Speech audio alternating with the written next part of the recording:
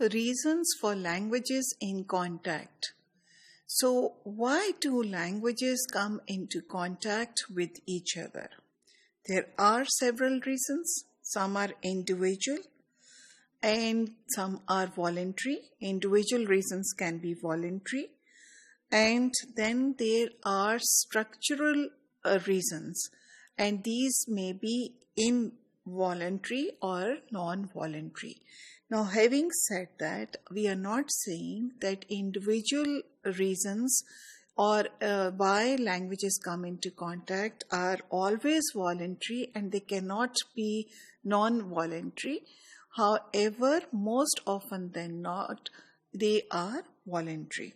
Because the structural reasons are reasons which you cannot possibly avoid and you have to sort of abide by it. So even when individual choices are made regarding the learning of some language, yet these are being driven by some structural changes. Now, if structural reasons are very important, what are the key external factors that lead to language contact? Politics. So politics, changing milieu of the political world. What if a country or different states or different ethnic communities living in different territories decide to come under a single federation? So, for instance, United Kingdom, for instance, you have Switzerland, example of Switzerland, different regions speaking different language come together. And then you have to have a lingua franca that you must learn, or then you come into this situation in which you necessarily come into contact with people speaking different languages, and that's how languages come into contact. Colonization. So there might be an invasion. So if the countries are colonized, like for over 200 years, the subcontinent was colonized, like several parts of Africa, America itself was colonized. So then even you come across language contact. There is this language of the invaders or the language of the colonists, which you might believe is a language which carries more prestige because it becomes the language of the masters. And then people would like to learn it because the contact is necessarily there. And that's how you are sort of led to make this individual choice to learn a different language. Globalization. Although I've put it under politics, globalization is an overarching reason for languages to come into contact. Think about the travel you have. Several people or most of the people now undertake for academic reasons, for medical reasons, for tourism. Think about the communications, collaborations that are going across governments, among people, communities.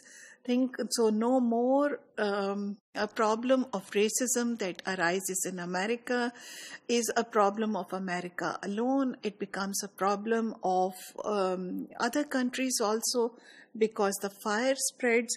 And then languages definitely come into contact with each other because you need to understand each other more. War, again related to invasion. So when the American army moves into this Iraqi war or goes into Afghanistan, or the Pakistani army goes into some other country to help under the United Nations to help any other country, languages come into contact. So either people living in those countries somehow try to learn the language of people who have come in, or the people who are moving in there need to learn the language of the people of the country they are moving into. So languages come into contact. Then with war also comes this migration, this refugee status that several millions of people might move from one place to the other. This swelling of immigration, when people want to settle in some other place, languages will come into contact. Similarly, natural disasters. So even within countries, people living in any one region speaking a language, because of this natural disaster, they might decide to move to some other region, and then again languages come into contact as resettlement takes place. Then religion. At times, people move to other countries, want to live in a country because they feel that they are religiously affiliated with that country. So you have Russian speakers in Israel moving to Israel, and then you have language contact. Or you might like to move away from a country because of this religious oppression in some country. You decide to move somewhere else, and languages come into contact. Then culture and identity, and maybe for nationalistic reasons you would like to sort of have a language, but with that you would like to maintain your own language.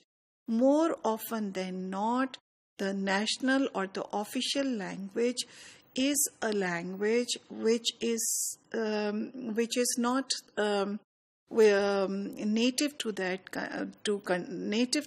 country. The reason is that at times, if you choose one language over the other, this might lead to some political conflicts. So what they do is they bring in an official language, which communities have access to, but those languages are not their own native languages, and then you have this language contact. Apart from this, people might like to identify with the culture of some other part of the world, and then as they move into would like to move into those countries, or would like to move into sort of like be a part of that country or the place, that also leads to language contact. And then of course we cannot possibly forget the significance of economy. We cannot forget how many people go abroad to work, or other people or international multinationals coming and setting up their organizations in different parts of the world, leads to language contact. Education. Look at the huge influx or interchange of students across the world. Languages come into contact. And of course, technology. To use technology, and when you use technology for communication, different languages come into contact. And this also leads to a shift in your own language also. So the main argument that we are making over here, and we would like to conclude, is that although there might be several reasons, most of them are structural, that also affect individual choices, lead to language contact. The result is bilingualism. However, it is important to remember that it is not just about migration or other people coming in. At times, this opportunity for the development of bilingualism can take place in monolingual contexts also. For instance, use of technology or educational or exchanges also. So within a monolingual context also, the opportunities of bilingualism to foster are there.